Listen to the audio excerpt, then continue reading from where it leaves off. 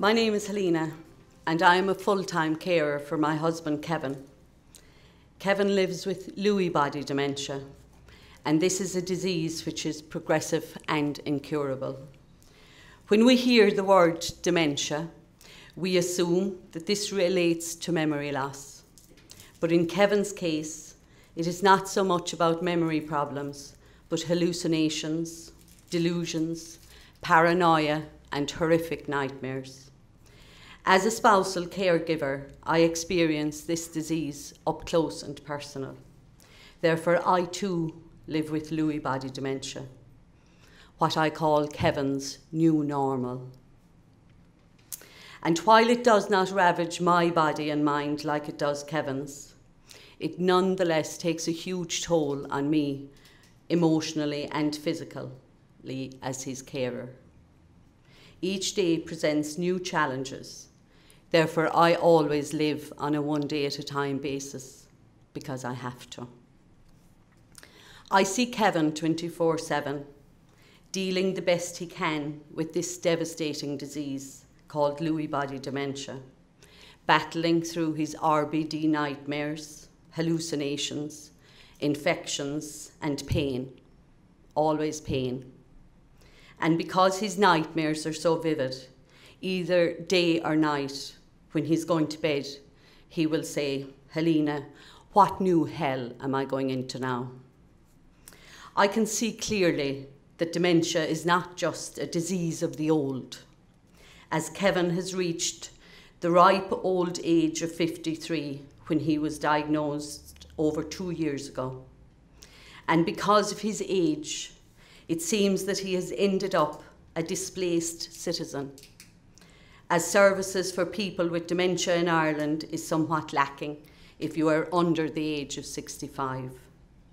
Therefore, I see, for me, at times when I'm weighed down by carer burden, we walk a different type of journey, a road less travelled. When I read the study called De-Stress to assess the health and well-being of spousal carers of people with dementia in Ireland, it resonated with me and made me fully embrace my need to look after myself so that I can give my best to Kevin, as health issues can creep up on us carers very easily. If we are not attentive to our own needs, it is very obvious in all the carers I meet every day. This very welcome study, the largest of its kind in Ireland, was carried out by Trinity College Dublin and supported by the Alzheimer's Society of Ireland. I have learned that this is a family disease, affecting each member in different ways, but it is also important to acknowledge that for carers of those with younger onset dementia like myself, not only do we lose all that we once had, but we also experience a huge loss around the hopes and dreams of the lives we had planned together with our partners. This leaves us in a state of grief, and yet we feel conflicted and selfish around our own feelings. So we try to put on a brave face. We bottle up our feelings and bury them, making our own feelings seem worthless. On a bad day, or indeed a challenging time, in the dreary darkness of the early hours of the morning, when dealing with Kevin's REM sleep behaviour disorder, when he doesn't recognise me, I'm feeling powerless, hopeless, and helpless. I need to remind myself I am doing the best I can. And indeed, I have to tell myself, Helena, your best is always good enough. With dementia, all too often when we speak of community, we believe it is only just family and friends.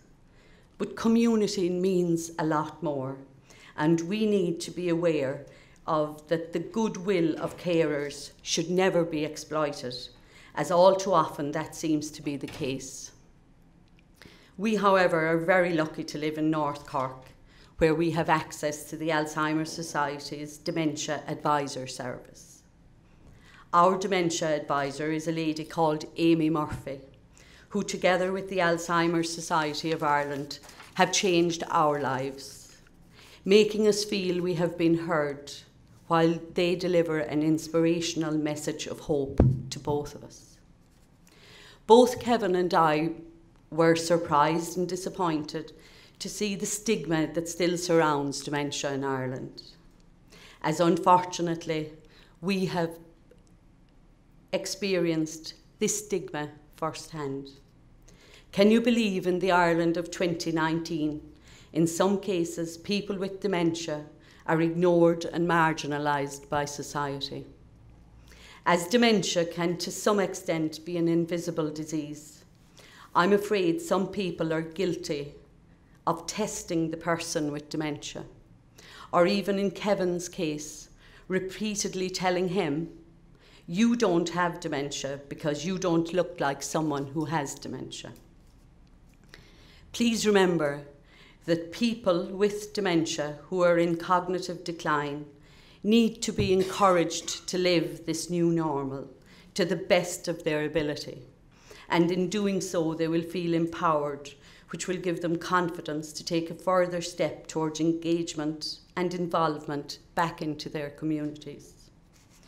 We decided to be open about Kevin's dementia diagnosis. Therefore, everyone in our locality knows that Kevin has dementia, and we have found there is no judgment whatsoever. As Kevin hasn't driven in over 2 years, neighbours and friends are gladly always on hand to be his chauffeur. The locals engage in conversation with him, as he says himself. They treat him as they would any other man with a walking stick. Both Kevin and I are working towards making Kanturk a dementia-friendly town, which greatly improves the quality of life for Kevin and, of course, subsequently for me as his carer. Patricia Moylan, the proprietor of the Daily Grind Cafe, generously allows us to run an afternoon tea the first Wednesday of every month from 3 to 4:30, where people with dementia and their carers come along for an informal chat. Carers tell me that sharing their experience with others help them cope a little better, knowing they are not alone. Kevin says that for him, being included in the greater community gives him a sense of still being useful, in spite of what has been stolen from him by Lewy body dementia. Therefore, in the words of the wonderful educator, Maria Montessori, feeling useful and capable of production are all factors of enormous value for the human soul. Gur magadh.